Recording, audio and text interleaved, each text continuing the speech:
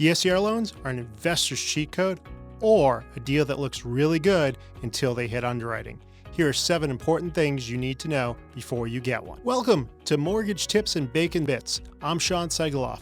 If you find this information helpful, please hit like and hit subscribe. It means a lot. Number 1, DSCR qualifies off the property, not your paycheck.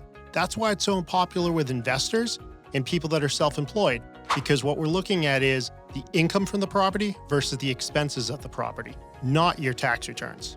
Number 2, the rent that's used for approval is not your best guess. It is actually what their current leases are or what the appraiser says the current rental market is. So if your deal depends on rental expectations that are not realistic, your deal's going to fall apart. So it's really important that we're using realistic expectations when we're calculating our numbers. Number 3, 1.0 is the magic number. That's what we're hoping for, a ratio of at least 1.0, which is looking at what the expenses are versus what the rental income is. Now, over 1.0, even better. You'll get better terms, better rates. Under 1.0, that doesn't mean your deal is dead. There are options including no ratio. Of course, the lower you go or even a no ratio, the terms get a little more tighter, a little more down payment, interest rate's going to be a little bit higher, but there are ways to still get it done. The important part is we need to make sure that it still makes sense, because going no ratio just for the sake of going no ratio and not having cash flow isn't always going to be the way to go.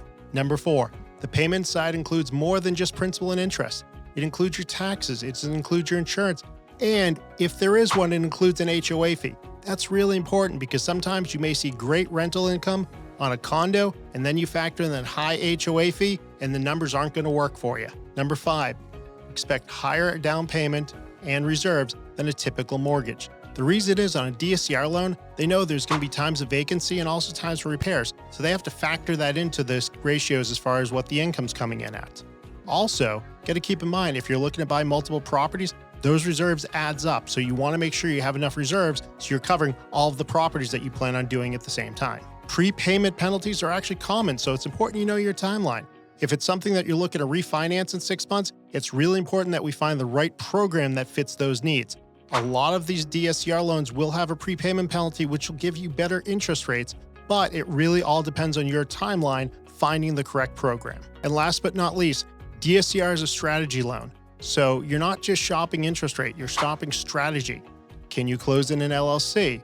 What type of ratio does it require? What type of property does it allow? Those are all really important things that have to fit your strategy, not just the interest rate. So now I need you to do me one favor. Share this with one person who'll find this information helpful.